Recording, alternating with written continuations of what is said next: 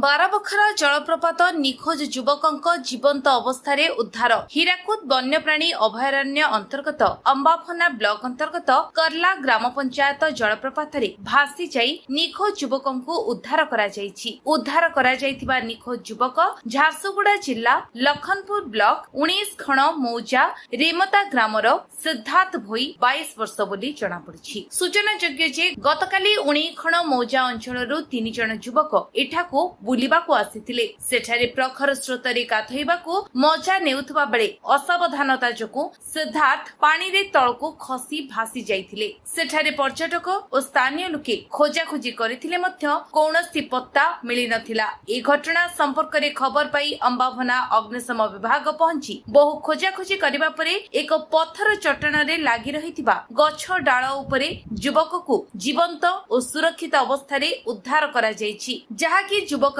Balm गोड़े गभीर आघात होईछि। तेबे स्थानीय करला ग्रामवासी अक्लांत परिश्रम और सहयोग उक्त युवक उद्धार करा जायछि बोली अग्निशम बाहिनी विभाग अधिकारी प्रदीप कुमार साहू सूचना दैछन्ति। बरगड़ गौरव साहू रिपोर्ट, विश्व विजय न्यूज ओडिशा।